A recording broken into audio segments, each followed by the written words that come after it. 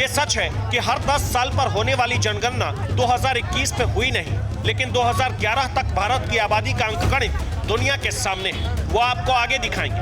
फिलहाल आप प्रधानमंत्री की आर्थिक सलाहकार परिषद की रिपोर्ट के अनुसार 1950 से 2015 के बीच भारत में हिंदू और मुसलमान के अलावा दूसरे धर्मों की आबादी के अंकगणित में आए बदलाव को देखिए। 1950 में भारत में ईसाई आबादी 2.24% थी, जो 2015 में 2.36% हो गई। तो सिखों की आबादी 1.24% से 1.85% तक पहुंच गई, जबकि बौद्ध 0.05% से 0.81% तक पहुंच गए। वहीं जैन 0.45% से घटकर 0.36% हो गए और पारसी 0.03% से कम होकर 0.004% पर आ गए। प्रधानमंत्री की आर्थिक सलाहकार परिषद की रिपोर्ट के अनुसार पाकिस्तान, बांग्लादेश और अफगानिस्तान जैसे देशों में वहां के बहुसंख्यक यानी मुसलमानों की आबादी में इजाफा हुआ है, जबकि भारत में बहुसंख्यक हिंदुओं की आबादी में गिरावट आई है। भारत के पड़ोसी देशों की बहुसंख्यक और अल्पसंख्यक आबादी के अंकगणित में आए बदलाव का पूरा हिस्सा आपके सामने रखेंगे। अभी आप अपने देश के चुनावी माहौल में हिंदुओं की घटती और मुसलमानों की बढ़ती आबादी पर सियासत का एक और अध्याय देखिए।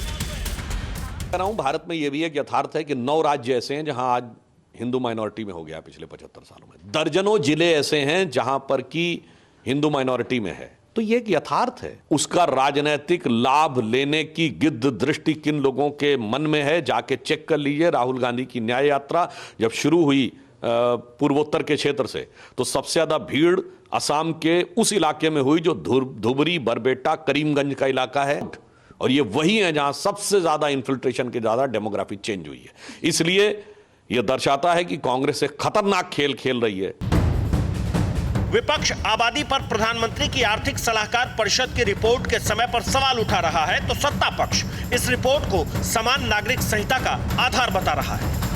ये जो जनसंख्या का असंतुलन है, हिंदू की आबादी घटे और मुस्लिम की आबादी बढ़े, यह कांग्रेस की मुस्लिम तुष्टीकरण की राजनीति के कारण से हुआ है, जिसकी वजह से ये आबादी का जो संतुलन बिगड़ रहा है उसका एकमात्र कारण यही है। इसीलिए इस देश में समान नागरिक संहिता की आवश्यकता है। समान नागरिक संहिता जैसे हिंदू एक विवाह करेगा, वैसे मुस्लिम भी एक विवाह करेगा। अगले 4 चरण के चुनाव में घटते हिंदू और बढ़ते मुसलमान के अंकगणित पर शोर बहुत तेज हो सकता है, लेकिन देश के बड़े मुसलमान नेता असदुद्दीन ओवैसी की नजर में प्रधानमंत्री की आर्थिक सलाहकार परिषद की रिपोर्ट का आधार क्या है, उसे भी सुन लीजिए। लिखा नहीं गया है। व्हाट्सएप यूनिवर्सिटी का तो नहीं चलेंगे। रिपोर्ट किसने बनाई, किसकी रिपोर्ट है बताइए। जिस रिपोर्ट पर असदुद्दीन ओवैसी कान देने तक को तैयार नहीं है, उसे तैयार किसने किया है, अब उसे भी देख लीजिए। इसे प्रधानमंत्री की आर्थिक सलाहकार परिषद की सदस्य शमिका रवि, प्रधानमंत्री की आर्थिक सलाहकार परिषद के कंसल्टेंट अपूर्व कुमार मिश्रा और प्रधानमंत्री की आर्थिक सलाहकार परिषद के प्रोफेशनल अब्राहम जोस की टीम ने तैयार किया है। इस रिपोर्ट में दुनिया के कई देशों की बहुसंख्यक और अल्पसंख्यक आबादी में 1950 से 2015 के बीच आए बदलाव का जिक्र है। रिपोर्ट के अनुसार इस दौरान पाकिस्तान में मुसलमानों की आबादी 84 से 93% पर पहुंच गई, तो हिंदू की आबादी 13% से घटकर 2% पर आ गई।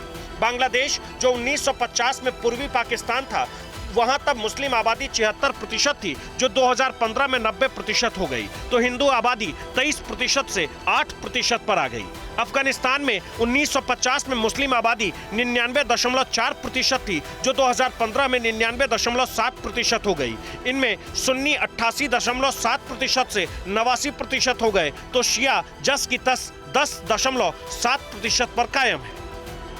इन पड़ोसी देशों से इतर इन 65 सालों में भारत की हिंदू आबादी में जिस अनुपात में गिरावट हुई है, उससे करीब 5.5 गुना ज्यादा मुस्लिम आबादी में इजाफा हुआ है। ऐसे में इसके आधार पर विश्व हिंदू परिषद ने जनसंख्या नीति बनाने की मांग की है।